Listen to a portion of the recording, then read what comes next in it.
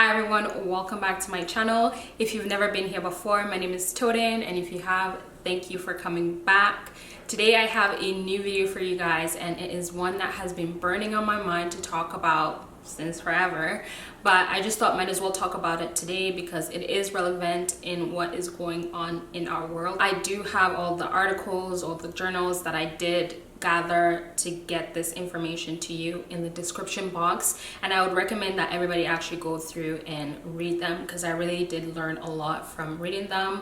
So today I'm going to be talking about burnout. Burnout is something that a lot of people face in today's world, and now more than ever, well, not more than ever, but now especially because of the whole pandemic that's going on, people are starting to talk about how they are feeling burnt out from their jobs, and people are starting to talk about considering other career options. So I thought I might as well talk about it. What is burnout? According to the National Center for Biotechnology Information, it was a term coined in the 1970s by an American psychologist named Herbert Freudenberger, and he basically used this term to describe the consequences of a high-stressed job. So for example, doctors and nurses, but now it's also being used to describe people who are overworked from their career jobs, overworked celebrities, or even overworked homemakers. So it's a term that has now been stretched to accommodate a lot more people. I was doing some research, like I said in the intro of this video, I was doing some research into burnout and how many people actually deal with burnout. According to the CNBC article that I found, they did a research over 7,500 people, and 23%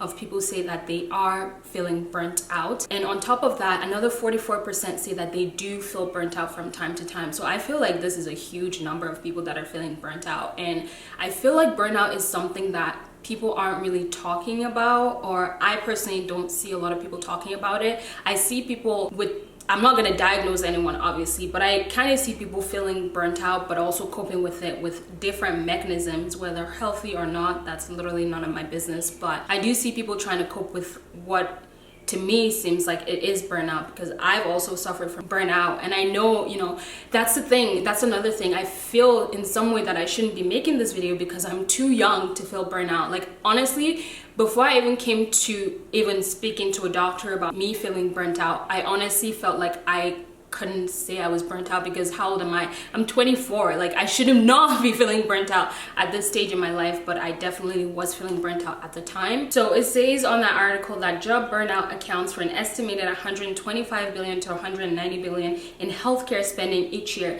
and has been attributed to type 2 diabetes, coronary heart disease, gastrointestinal issues, high cholesterol, and even death for those people under 45.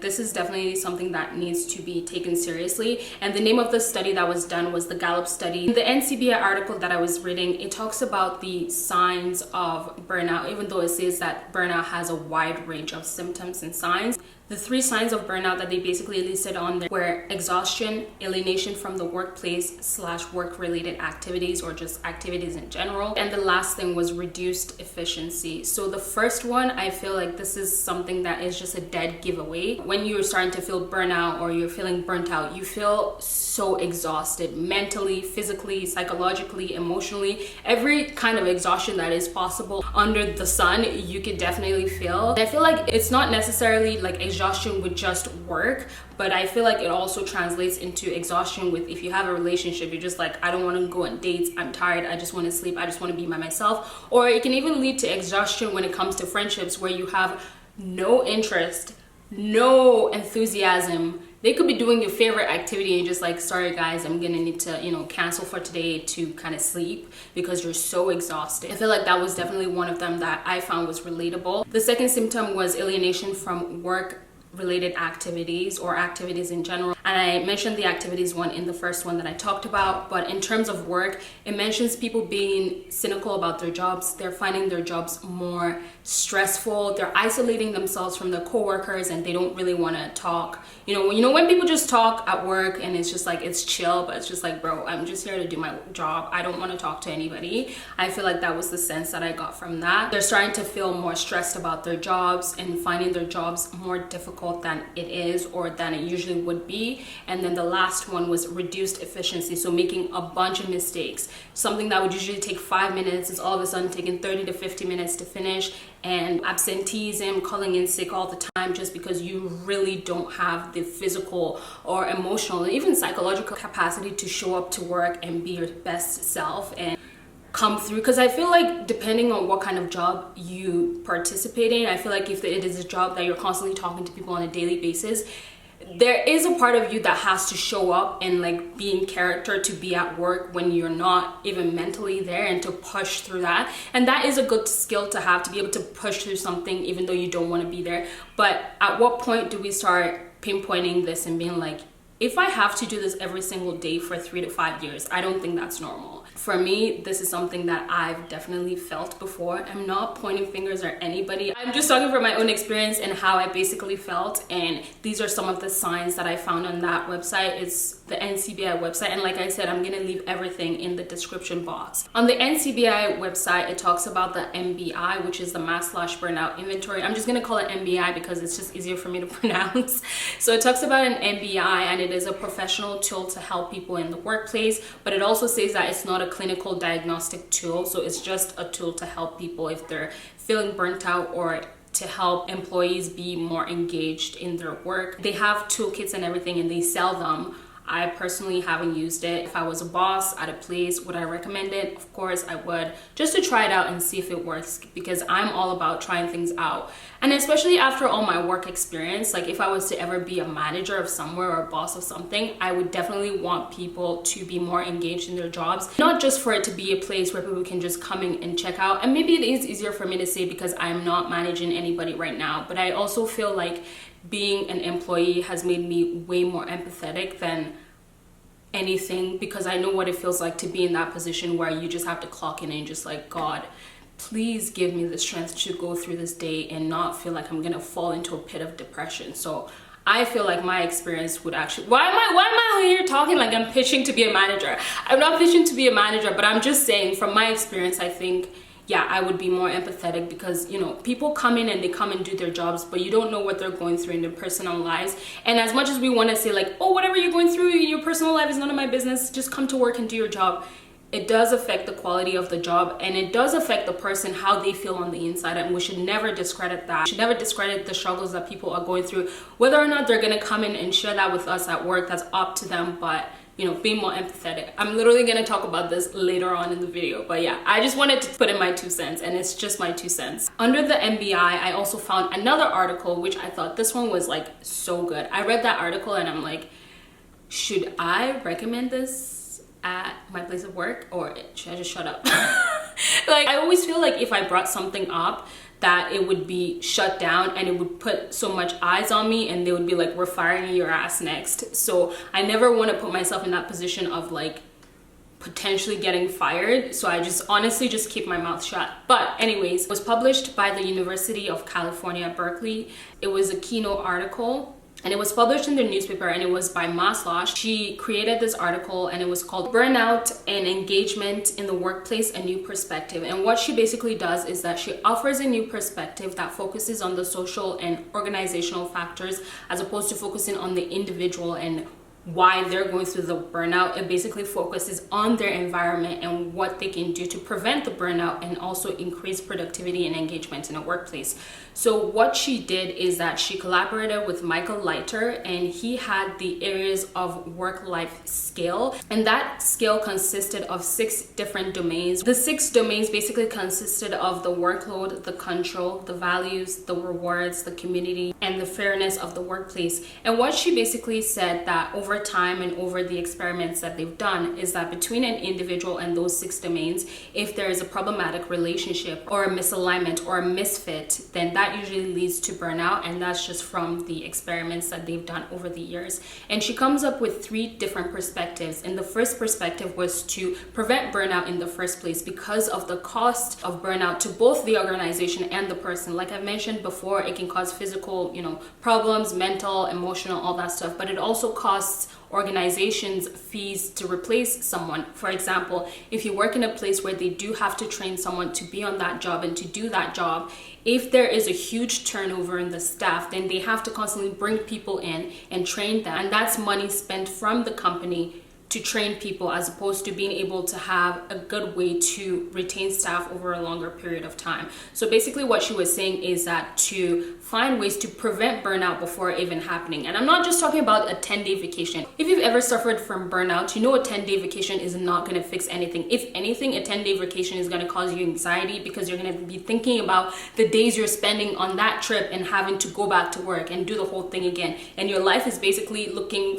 towards to one vacation and the other vacation and the other vacation, and God forbid something happens that you can't take a vacation. It's like, okay, end it now. I think that her ideas of finding more creative solutions to burnout and to promoting more engagement in the workplace is honestly such a good idea. So if someone's feeling burnt out, or you can tell they're not being as engaged in their jobs, she's saying that the organization needs to find ways to engage that person, bring that person in. The second thing that she was talking about was that, and I kind of already hinted in the first part, is to build engagement between the employees. Not just like those surface level how are yous that's just like, bro, I'm fine. Even though I'm not fine, I'm gonna come here and say I'm fine because I'm just here to get my money. Like, I'm here to get my coin and leave.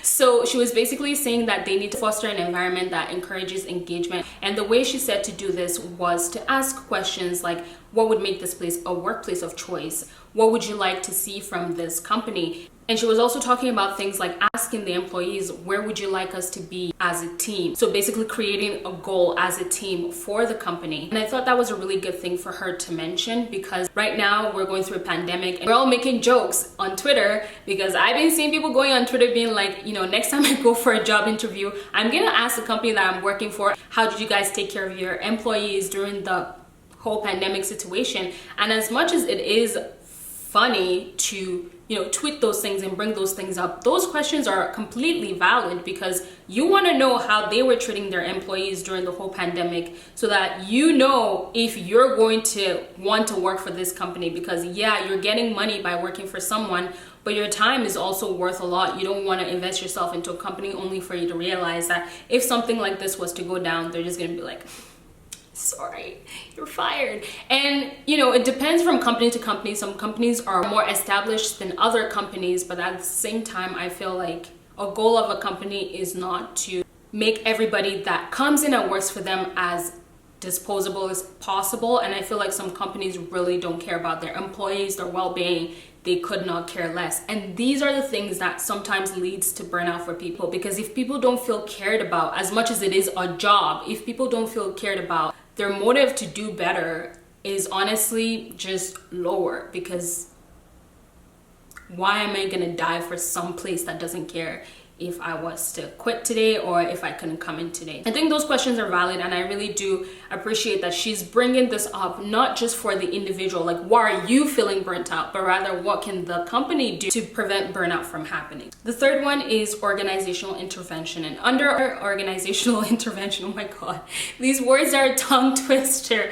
And under organizational intervention, she talks about how the organization should find improvements that affect the organization as a whole, as opposed to it just affecting one individual or a couple of individuals in the job, because then it has the potential to affect the organizational culture. And that way, when it has a larger effect, it can even affect whether or not this place is a positive place to work in, or if it is a negative place to work in. And you know, negative places to work in, whether or not, you know, we want to accept it, will most likely either lead to burnout or absenteeism, or just like not having interest in the workplace, low engagement in the workplace. So I think that organizational intervention is also one of those things that should be considered. And to wrap it up, she talks about how civility is so important in a workplace, and that workplaces should practice doing check-ins on people, and not just like the hi-bye check-in, but rather the check-ins that are really invested in the employees' lives and asking them how they're doing, asking them how they're feeling. Because as much as we want to say hi bye,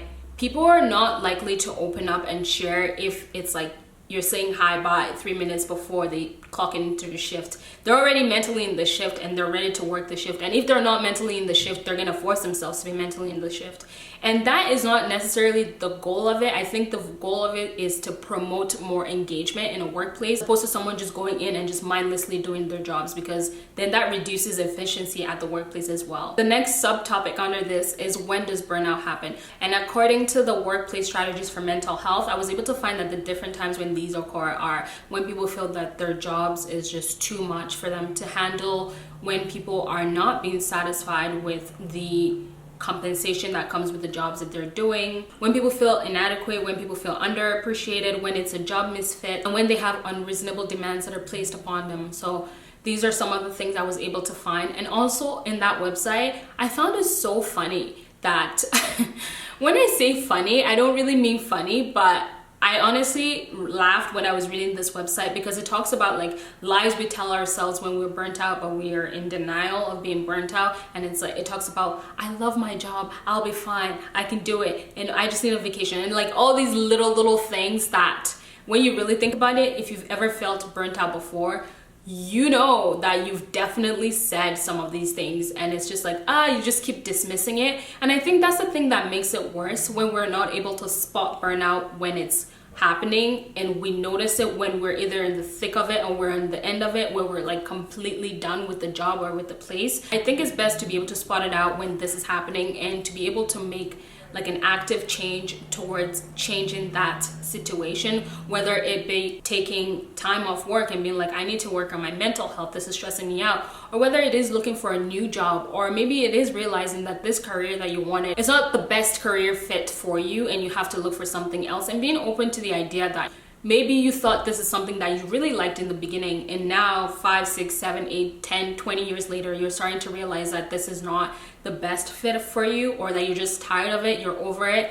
And those feelings are valid. Like, honestly, if you go to someone and you talk about your mental health and how your job is affecting your mental health, and they try to dismiss it or undermine it or make you feel like you're crazy for even having these feelings, I honestly would recommend just go to someone else. It's not necessarily about validating your feelings, but it is also about validating your feelings, because if someone is not in you, they cannot feel what you're feeling. And when it comes to being burnt out, maybe a job is starting to cause you depression, or maybe a job is starting to cause you to feel cynical about yourself or lower your self-esteem, these things are not healthy. Like, honestly, reach out and ask for help. Under that website, I also saw that some of the signs that people are feeling burnt out is that when people become extremely sarcastic. Have you ever experienced someone who's burnt out of their jobs and they start being sarcastic towards you?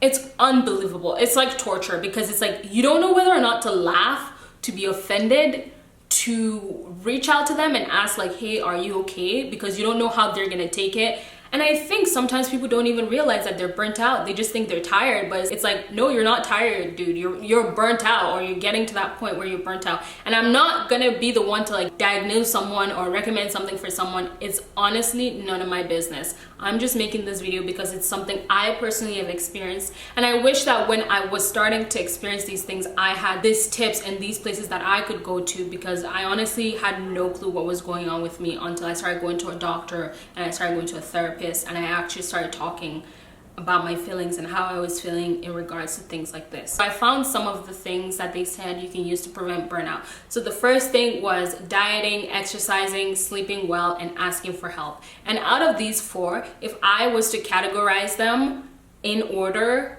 I would honestly put asking for help at the top. I think when people are suffering from burnout, they need to immediately go and ask for help, because no matter how much dieting and exercising and sleeping and eating well you do, it's not really going to solve the problem unless you get to the root of the problem. So I think asking for help, I actually believe asking for help from a professional is the best route to go about things, because then you're able to pinpoint, or if you can't pinpoint it immediately, you're able to work through why you're feeling this way, even if you don't realize that it is burnout that you're going through, and work from there. And once you ask for help, I feel like exercising will help, and eating healthy will help, and then sleeping. Because if you're in a place where you're feeling burnt out, I don't know if this is just me, but like when I feel super burnt out, I'm so burnt out that I can't sleep. Like I'm like hyperactive, but at the same time I'm exhausted. I can't really sleep because my mind is everywhere. I'm trying to find a solution for myself, and I've come to the conclusion that Honestly, you need someone else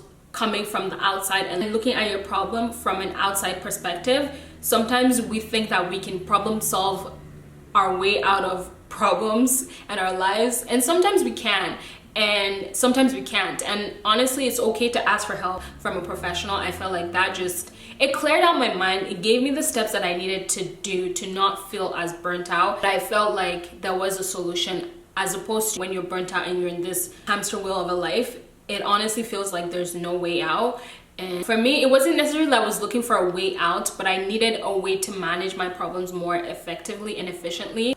There's a part of me that's so happy that I'm growing up in this generation that is more open to talking about our problems and talking about our mental health and actually going out and trying to get solutions to our problems, as opposed to coping with things in ways that are not healthy for us. So, you know, round of applause for my generation. I know people like to roast us to shreds, call us lazy, call us all these words, but I think when it comes to things like this, it's more than just laziness, more than just someone being mentally lazy, especially if you know you're not a lazy person.